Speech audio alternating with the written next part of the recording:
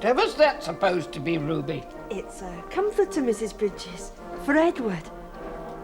More like suffocate him than comfort him, if you ask me. Listen, girl, you've got to count the number of stitches. Terrible losses again today, Mr. Hudson. Aye, 102 officers dead and missing. Worse than Neuve Chapelle. Lord Wendover, Captain McIntosh, our Scottish amateur weightlifting champion.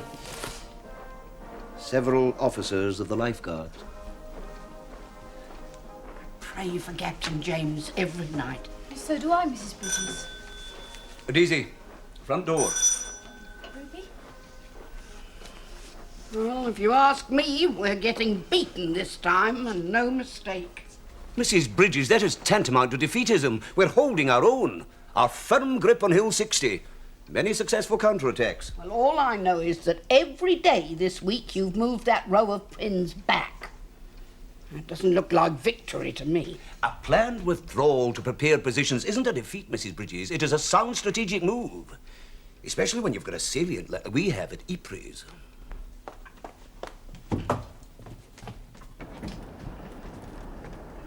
It's that gas. It's not fair. Oh, it's terrible.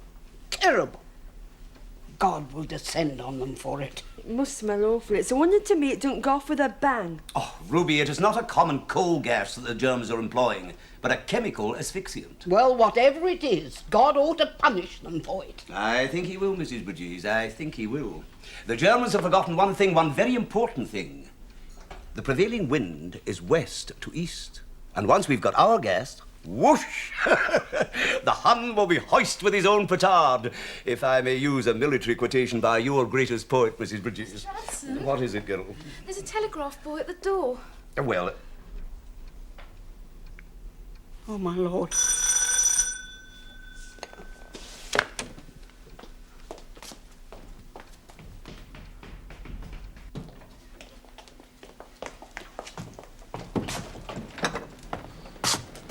Telegram for Bellamy. yes, boy. Yes, thank you.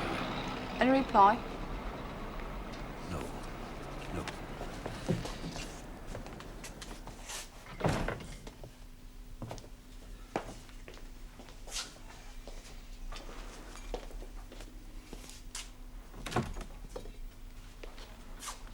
Madam, a telegram has arrived from... The War Office. From France, madam.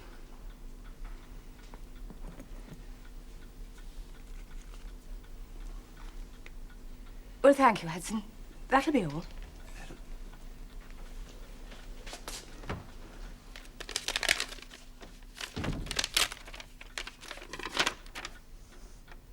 Hudson!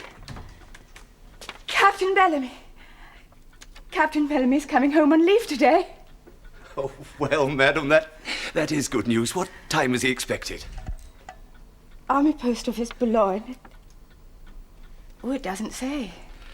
We may presume the captain will be here in time for dinner, madam. Oh, yes. Well, I hope so.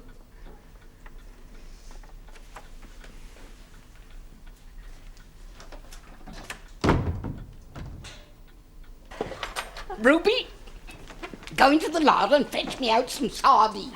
Oh, sardines, Mrs. Bridges, or whatever for? Sardines on toast. Captain James's favourite savoury, ever since he was a little mite. But sardines, Mrs. Bridges, with Sir Geoffrey Dillon coming to dinner, and a very important general, so Mr. Bellamy informed me. Important general. I don't care if it's Lord Kitchener himself. He'll have to lump it. Mrs. Bridges! You'll never guess who it is. Edward! G49202, Private Barnsley, on leave for the weekend. Hi, Daisy. Mrs. Bridges. Welcome, Edward, Hudson. welcome. Hello, Ruby. Captain James is coming home too. Really? So you got a house full of heroes at the weekend? That's the war for you. Well, I will say, Edward, you do look well. You do look ever so well. Ah, it's the delightful army cuisine, Mrs. Bridges. Here, do you know we marched from Colchester in Essex to our new camp at Cotford on Salisbury Plain in Wiltshire the other week? All that way? Yeah. Whoa, come and sit down. Take the weight off your feet. Thanks, Mrs. Bridges. Well, now, we've got a dinner party, but if you'd like to stay for supper, Edward, I'm sure you're welcome. That's very kind of you, Mr. Hudson. Supper? He'll stay as long as he likes. His room's always ready for him. Edward has a mother and father living in Walthamstow, Mrs. Bridges. I'm sure his parents will be very But my anxious dad's to down have... at Folkestone building army camps, Miss Hudson, and my mum's at my Auntie Ivy's in Watford in case there's bombing. Bombing? Whoever heard of London being bombed? You just put your case in your room. There's always a welcome for you here. You must remember, Mrs. Bridges, that Edward is no longer employed as a servant in this house. No, he's not. He's serving his king and country. That's what he's doing. And God bless him for it. Up to the dining room, Daisy. Begin to lay for dinner. I'll give you a hand, Mr. Hudson. No need for that, Edward. We are short-handed, Mr. Hudson. He was only saying so this morning. Indeed we are, Daisy. Rose left yesterday for Scotland with Miss Georgina. So I can give you a hand in the dining room tonight? Well, of course you can, Edward. Oh, thanks. Well, I'll put my livery on then. Livery? You'll wear the king's uniform, my boy. And if them upstairs isn't proud of you, I'll eat my boots. Thanks, Mrs. Bridges. And we're ever so glad to see you back, Edward. Aren't we, Miss Hudson? Yes, we are, Edward. Where's your case, love? Oh, it's outside.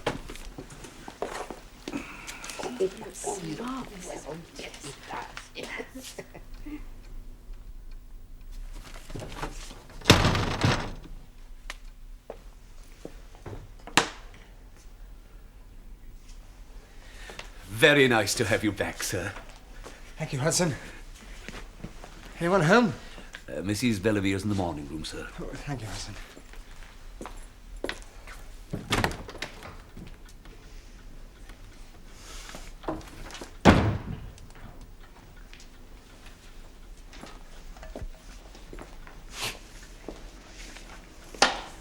James.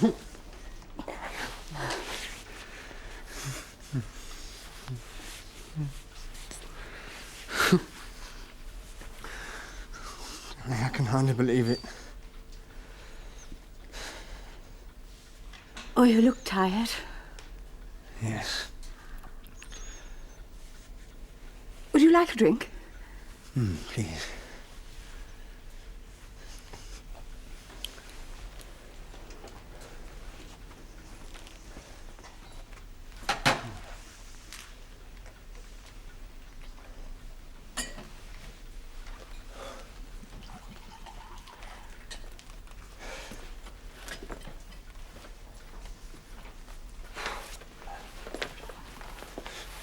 You got my telegram?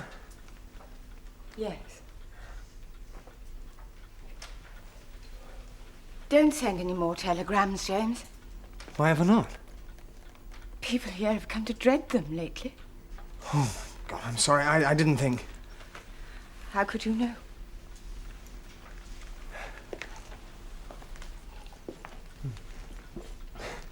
Extraordinary.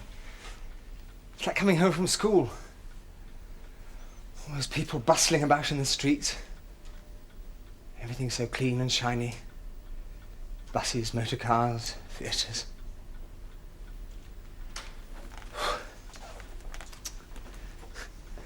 And umbrellas. I'd forgotten what peculiar things umbrellas were.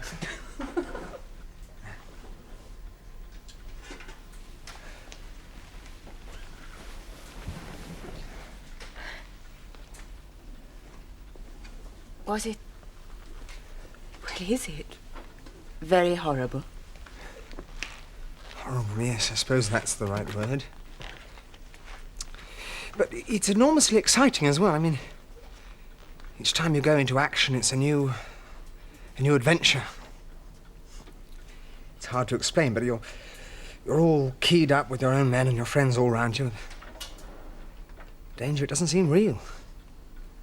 Like another world. How's Father? All right.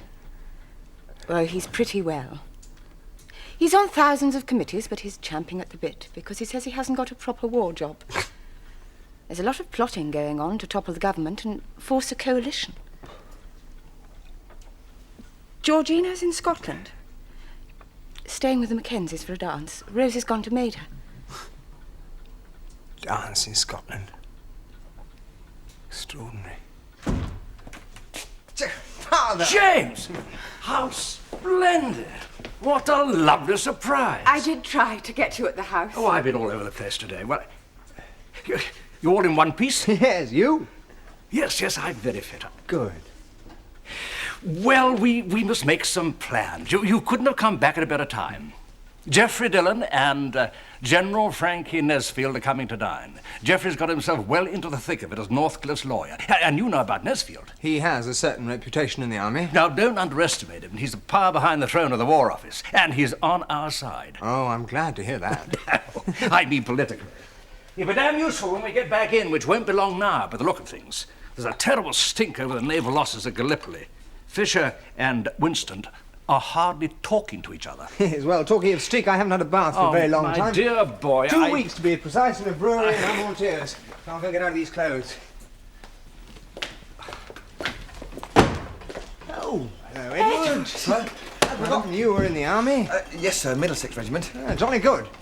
The diehards. Yes, sir. Do you know why they're called that? Not exactly, sir. Put your tree down, boy, while Captain James is talking to you. It was one of those battles in the Peninsular War. Albuera, I think it was. And your colonel was leading the attack when he was mortally wounded.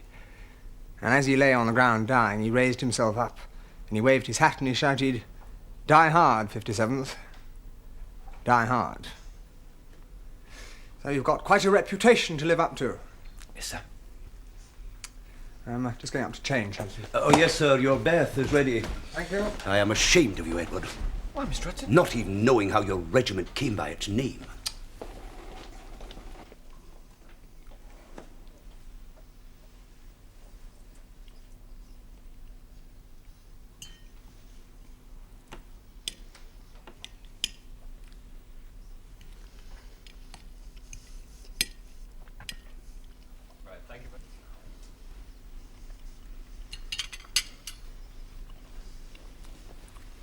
Thank you, Hudson. Will you tell Mrs. Bridges the sardines were delicious, much appreciated. Oh, yes, sir. Nice to see your footman in uniform, Richard. Very patriotic. But not too patriotic, I am happy to note. What do you mean, Geoffrey? You don't follow the royal example in banishing all alcoholic refreshments from your table. Well, I'm glad I'm not the king sometimes, always having to set a good example. Need more than a war to make me sign the pledge. Jane.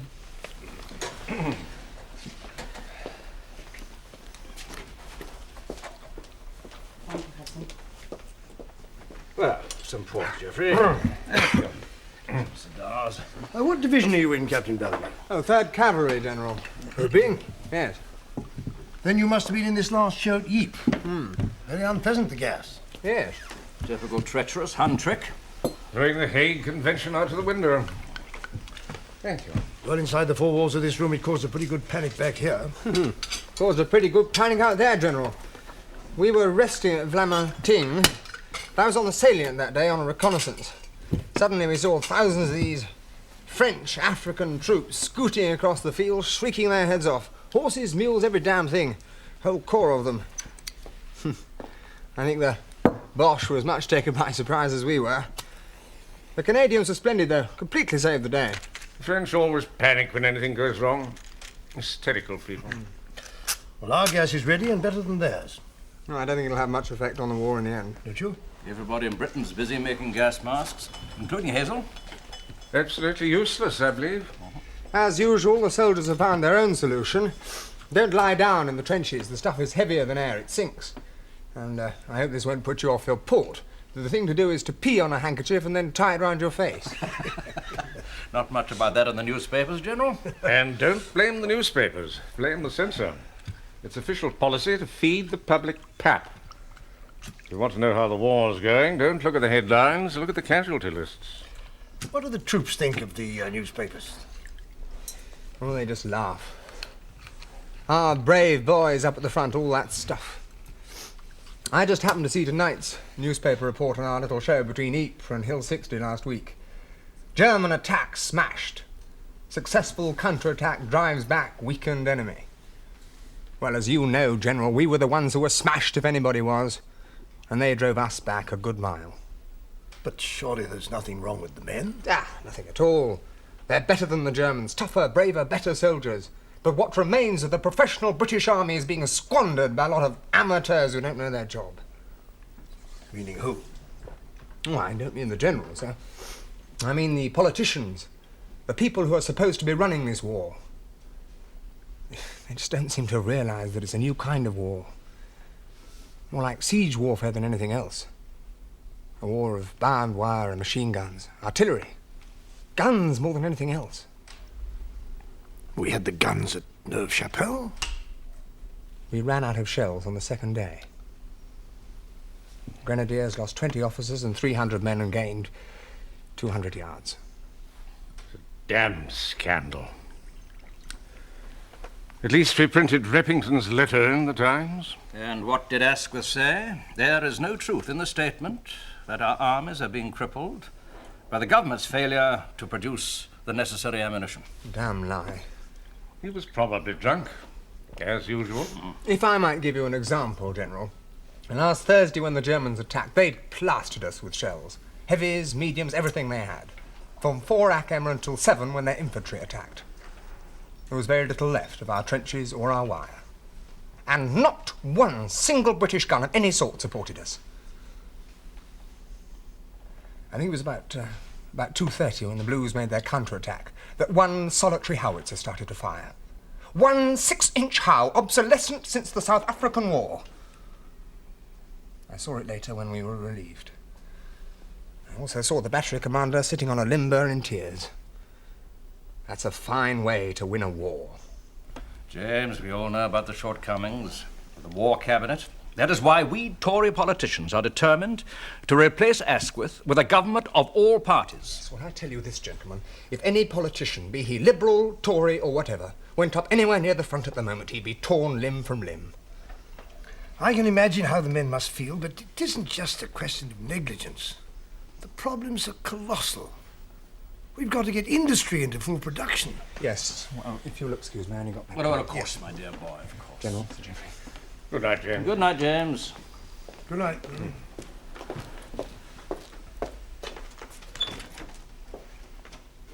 That boy of yours, Richard's a real fizzer. I'm glad you think so, General. Absolutely first class, just the sort we want. I must remember to keep an eye on him. Well, the government may not have provided any ammunition to blow up the Germans, but James has certainly provided us with plenty to blow up the government. Northcliffe will be delighted. Impressions of the Second Battle of Ypres. Eyewitness account by a gallant officer just back from the front. Splendid stuff. I trust you're not going to quote him. Oh, no, anonymous, of course. No names, no pack drill. Isn't that the correct military expression, General? Well, we're at war with Germany, Sir Geoffrey, not the Liberal Party. Geoffrey, what is important is not Northcliffe's campaign to put Mr. Asquith's head on a platter. I hope our motives are more patriotic than that. What we need is a more vigorous, courageous, and efficient prosecution of the war. Now, that means a Tory government or a coalition. And we must work to that end. Well, I strongly advise Northcliffe to keep off Kitchener. He's the golden calf of the British public and can do no wrong. No point in it, I agree. Simply pull down the circulation. Oh, Geoffrey. Oh, tell him to drag one of Halden's pro-German skeletons from the cupboard, if need be. The readers will lap that up. Well, there may be a little likelihood of victory in Flanders, at least for the moment. But I can't help smelling victory in the offing at Westminster.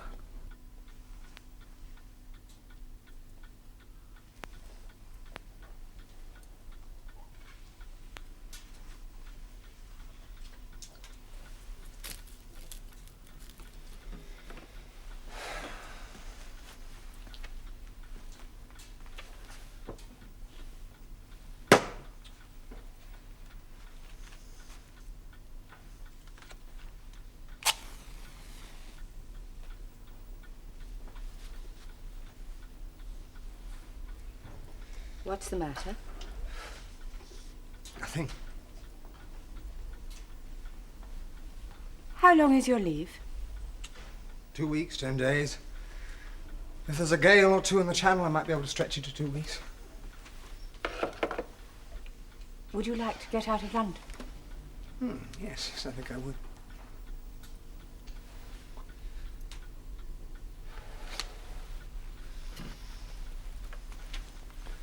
Come on, let's go up to bed. We can't. Well, not until the General Why and not? Jeff... Just because my father chooses to ask a lot of his boring political cronies to dinner doesn't mean I can't take my wife to bed whenever I like. On guard! That's it, come on, point up. You're not winkle picking. Right, Private Finch. Spot a bayonet practice, right. On a command of 2, you would lunge at that stomach. Ready, 1, 2, a lunge and a scream. Lunge, that's it. Twist in the guts. Foot on the stomach. Go on, foot on the stomach, that's it. And withdraw neatly. They are, dead as mutton. Do you know, our sergeant killed 3 at Lakato in as many minutes like that. Right, Private Finch, what have I told you? What's the golden rule? 4 inches of cold steel's enough to kill any German ever born. Right. You have another go, Edward? You may not, Ruby. All the cold steel you'll ever need is waiting in the scullery for you to wash up. Look sharp now. And take that contraption off your head. Oh, she's so glick at that girl. It is inconvenient enough, Edward, allowing Daisy an afternoon off without you unsettling the kitchen maid as well. Yes, Mr. Ruth. Yes, well, mind you're both back by 6 o'clock. No later, mind. Well, let's see then. Polygon wood, Zillibiki. Zillibiki. Extraordinary, this hate of the Germans. Does everyone hate them? I mean, ordinary people, not just the hysterical journalists. Yes. But why hate them? Well, I thought you'd understand. Belgium? What about the atrocities? Oh, yes. But you don't have to hate an enemy in order to kill him. I rather respect the Hun soldier. Even when he uses gas? Well, that's not his fault. That's the fault of his leaders. And I was talking to 2 German prisoners the other day, and they were genuinely horrified that they had been the first to use gas. I'm sorry. I don't know what's the matter with me.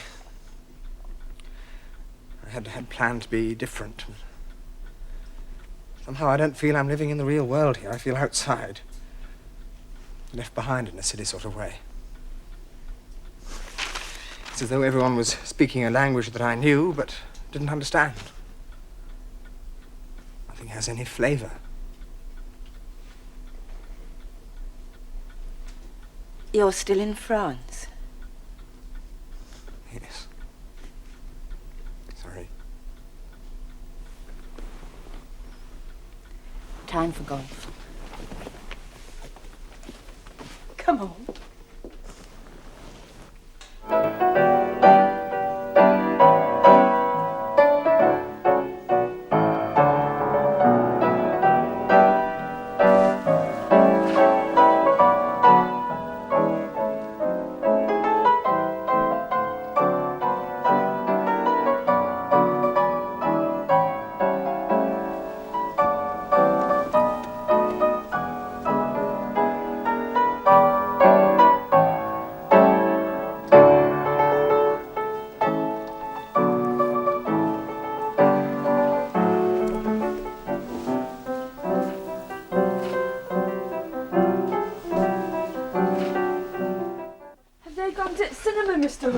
So I believe, Ruby.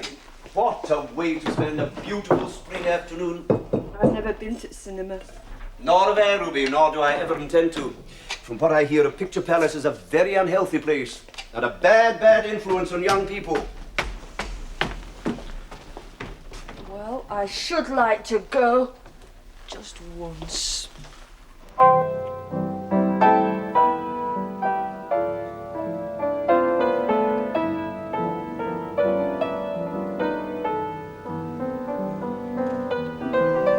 Isn't she lovely? Yeah.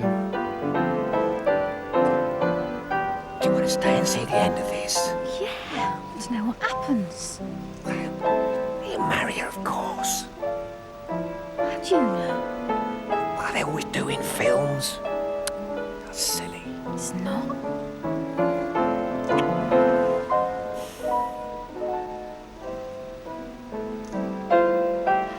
There you are.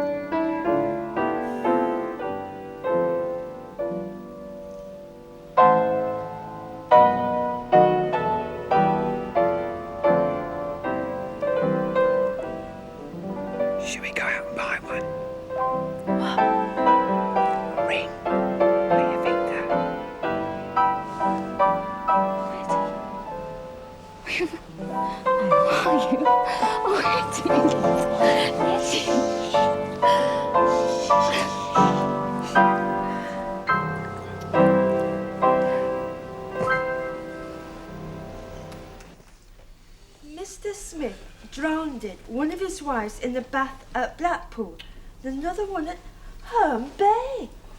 Fancy that, Mrs. Bridges. Yes, fancy that, Ruby. And then he went out and got himself something to eat after he'd done them in. Oh, some people do have strange habits. Oh, for heaven's sake, take that trash away from her, Mrs. Bridges. Let that be a lesson to you, not to talk to strange men. I never do, Mrs. The Bridges. streets all dim at night and full of soldiers. No woman's safe.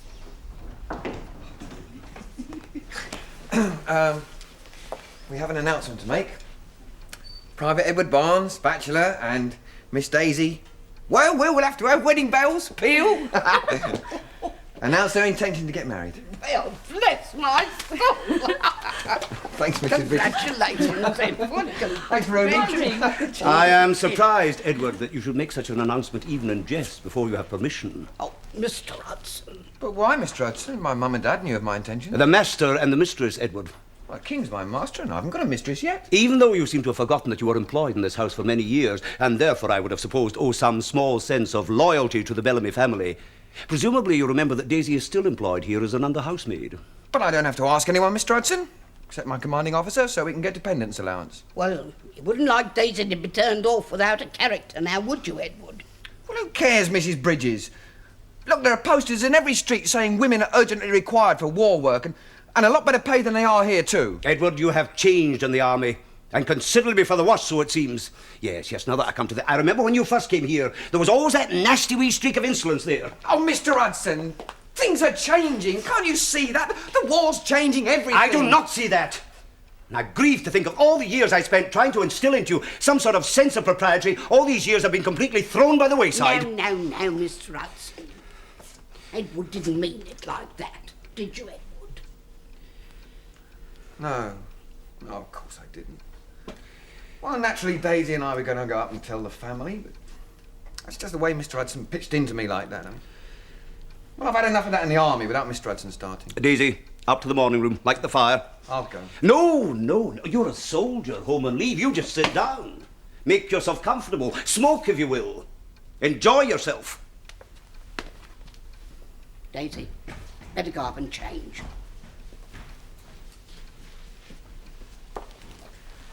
Do you think Mr. Hudson's mean? Nobody asked for your opinion, Ruby, thank you very much. Not until you prepared all them vegetables in the scullery. Well, have you? No, Mrs. Bridges. Go along and do it then.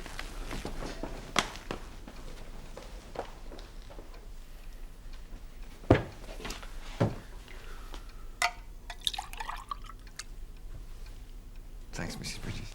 You mustn't mind Mr. Hudson, Edward. He doesn't mean it. He gets upset very easy these days. You see, he takes the war very serious. Oh, rubbish, James. I trust you had a nice game, sir. Oh, yes, thank you, Hudson. I know it's a Scottish invention, but I find it a vicious sport, as well as being extremely bad for the temper. Fetch Edward. Now? Yes, and quickly.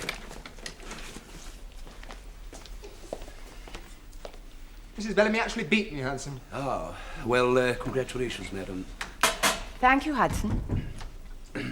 Sir, madam, I wonder if I might have a word with you on a purely domestic matter. Yes, of course, Hudson. Edward and Daisy have taken it into their heads to want to get married. Oh, have they? Not a very good time. No, sir, I have indicated that to them. But Edward always was a very headstrong boy, sir, and these days things seem to be... Quite, Hudson, quite. And naturally they wish to see you, sir, and you, madam, to ask your permission. Well, that, at least, is pleasantly old-fashioned. I thought perhaps a few words of caution from you, sir, and from you, madam, might weigh more heavily than any admonition offered by myself. Yes, of course, Hudson. Any convenient time? I took the liberty of sending for them, sir. Very well, Hudson. Ask them to come in. Very good, sir. Go. Cap.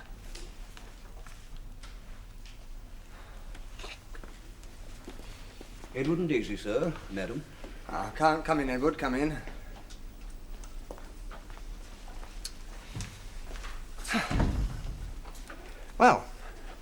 Hudson has told us your happy news. Yes, sir. Rather sudden. Well, we've been going out for... well, since before the war, sir. Ah, not so sudden. Oh, please don't think Mrs. Bellamy and I have any objection. We both wish you every happiness. But you have considered the position, I suppose. Oh, yes, sir. It's not perhaps the best moment in history to get married. No, I suppose not, sir. These Germans, you know, they're damn good soldiers. Just at the moment, they're fewer than us because they're having to fight the Russians as well. But they're holding their own. Their guns, their organisation is better than ours. Well, of course, they've been planning this thing a long time. Yes, sir. It's not going to be an easy thing. It's going to go on a long time. What division are you in, Edward? 18th Division, sir. 54th Brigade. New Army. Well, in the late summer or the autumn at the latest, you'll be coming out to join us in France. And we're very much looking forward to having you, have no doubt of that. There's plenty of fighting to do, so things won't be so bad for you. But they will be pretty hard on Daisy. I know, because unfortunately one of my more depressing jobs as an officer is to write to the dependents of the casualties in my squadron. Well, I think so. Whether we was married or not, it'd be just the same.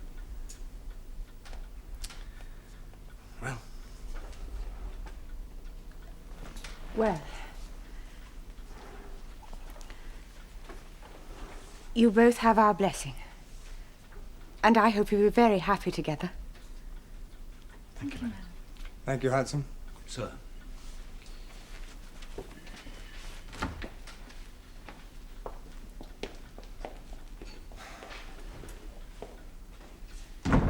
Poor wretches. If only people needn't fall in love. For the duration of the war. You are a goose sometimes. Oh, excuse me, sir. This came by special messenger while you were out. Oh. What kind of special messenger, Hudson? A Boy Scout on a bicycle, actually, sir. Oh, War Office. Thank you, Hudson. Sir. Hudson, did I say the right thing? I thought your advice was admirable, sir. I only hope they will take it to heart.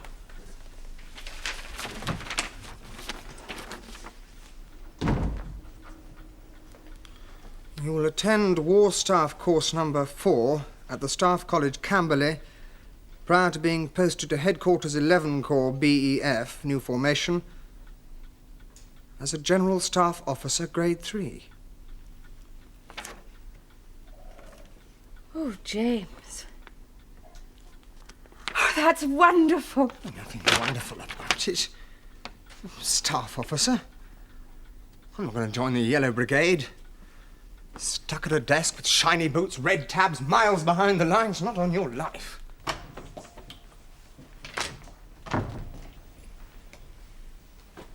Well, James, glad to see you still all in one piece.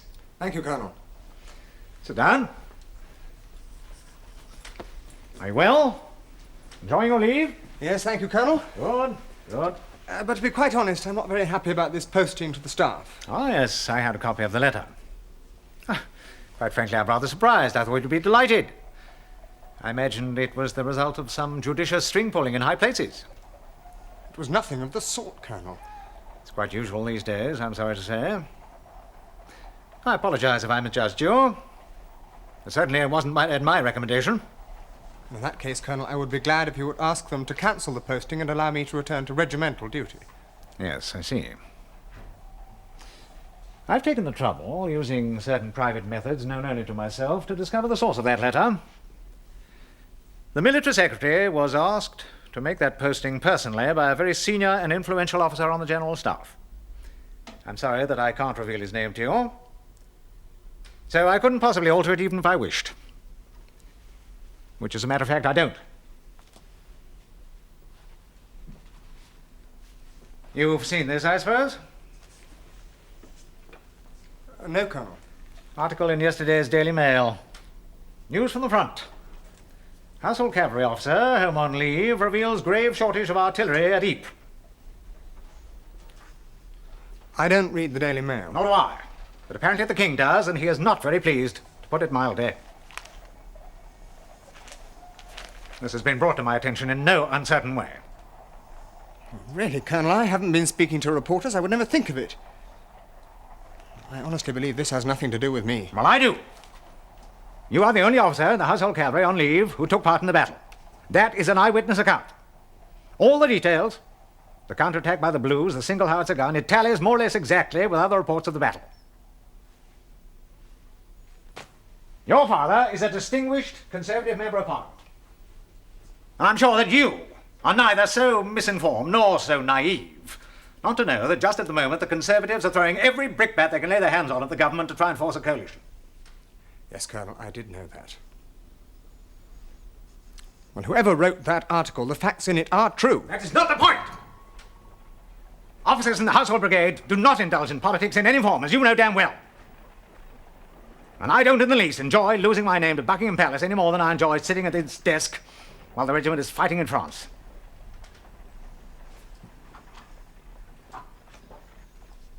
If someone picked up something I said in private, Colonel, I'm exceedingly sorry. I've had a report on the last show from your commanding officer. He singles you out for special praise. You're almost certain to be mentioned in dispatches. Might even have been in line for a medal. As it is, you're damn lucky I'm not going to ask you to transfer to another regiment. So take your staff job and be thankful. Yes, Colonel. Good day.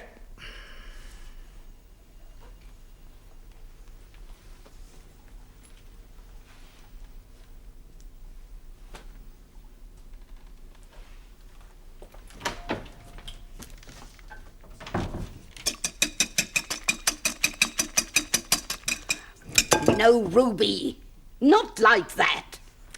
Can't you even squeeze a lemon without putting the pips and half the peel into the juice? I don't know. You're more used to the Germans than what you are to me, and that's a fact. Lemon meringue pie for dinner tonight, Mr. Hudson. Give Captain James some happy memories to take back to the trenches. What am I to do, Mrs. Bridges? Clear away all that mess for a start and then get some more lemons. There aren't any more lemons. Well, go to the shop and get some. Then there will be some more, won't there? I don't know. It's getting worse. If that's humanly possible. Well, what is it? I believe you made a reference just now to the trenches, Mrs. Bridges. Quite correct, Mr. Hudson, I did. I think you can forget the trenches for the moment. All Captain James's uniform jackets will have to go round to the tailors. What does that mean? Is he joining the Horse Marines or something? Red tabs, Mrs. Bridges. Not a general? The staff, the general staff, and the strong likelihood of a brevet majority, if you ask me. That's the best news I've had since Christmas. Well, I never did.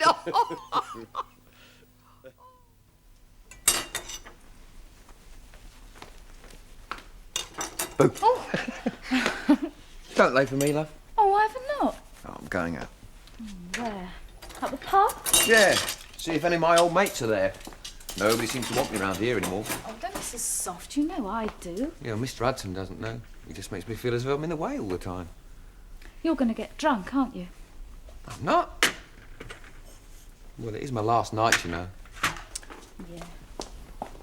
I know. Well, don't come back too late, eh? All right. Bye. Bye.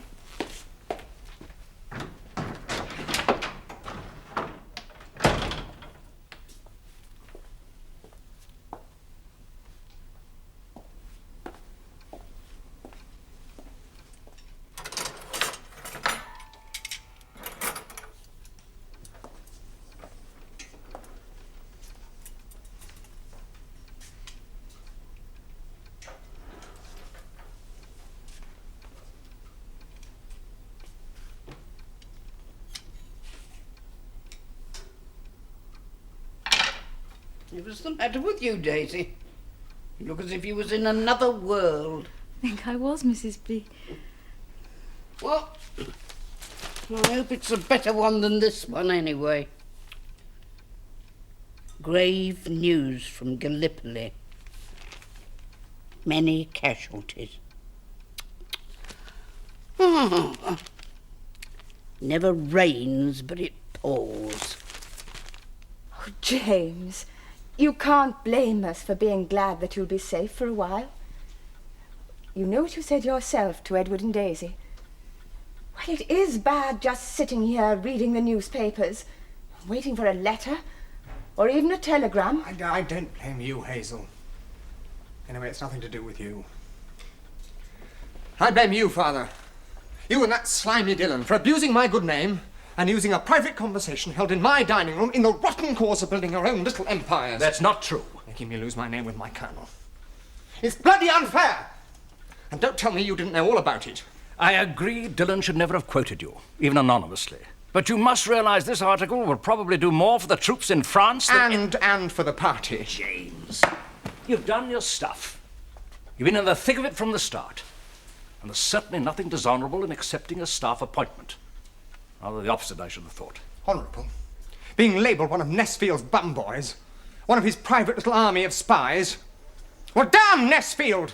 And damn Dillon! And damn you for interfering, Father! What is it, Hudson?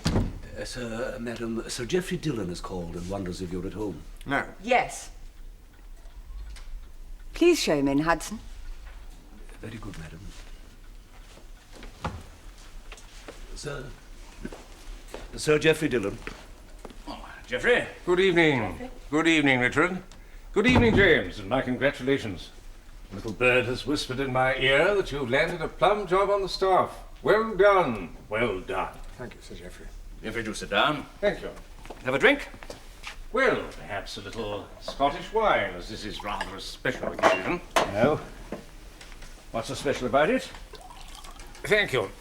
I've just come from Printing House Square. We've got him on the run at last.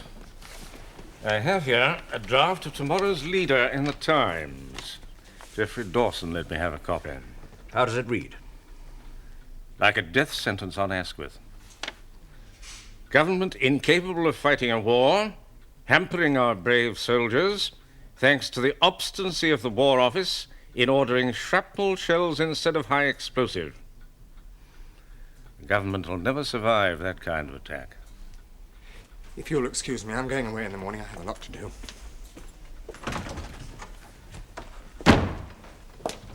James? I'm sorry. I had to get out before I hit the fellow. Yes, but did you mean... Are you really going away in the morning? Yes. Yes, I suddenly realised. I have to get away from here, anywhere away from this muck, or I'll go mad. Would you like me to go with you? No, I'd rather go on my own if you don't mind. No, of course not. You do understand? Yes. I do understand.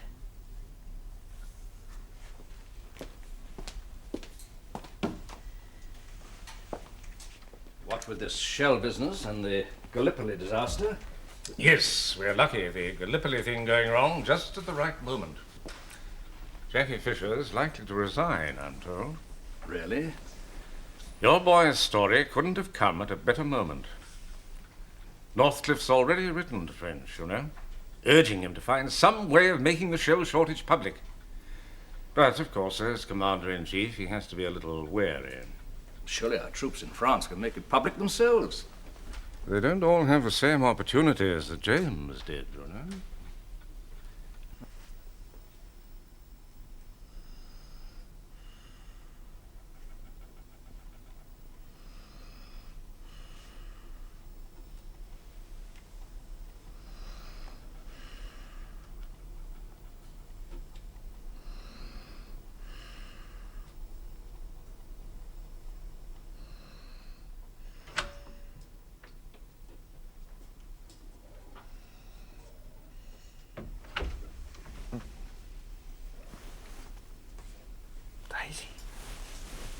Hey, what's the matter?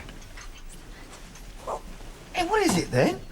You're not drunk, are you? Of course I'm not. going to spend the night with you. Yeah. Yeah, they'll skin you alive if they catch you. Well, they won't. It's quite safe with Rose being away and...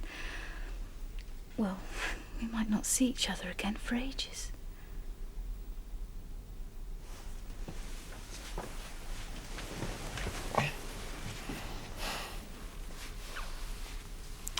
Daisy? I've been thinking. What? Well, you know, perhaps Captain James was right, you know. Perhaps I oughtn't have asked you to marry me. I mean, well, it's not really fair. I mean, I haven't got any money put away, and I'm bound more or less to get wounded or something, the way this war's going, and... Well, if you was to have a baby, they'd chuck you out of here sharp, no matter what they say now. Well, that's my business, isn't it? I mean, I can look after myself and the baby too, if necessary. Oh, come on, Eddie, cheer up. You've asked me to marry you, and I've said yes, and I've got a ring to prove it. Or anything else, it would be a breach of promise. Yeah, move over, I'm freezing.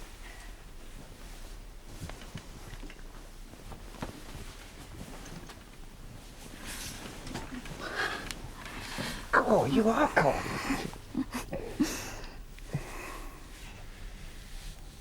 Daisy? Hmm?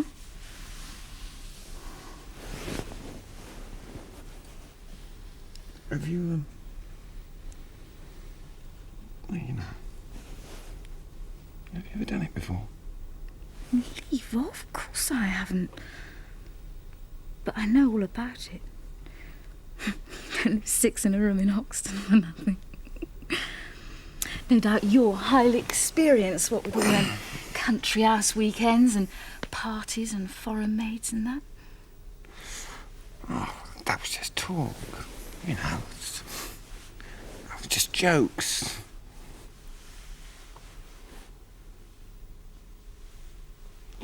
I've never done it either, Days. Haven't you? I'm ever so glad. It'll be the first time for both of us.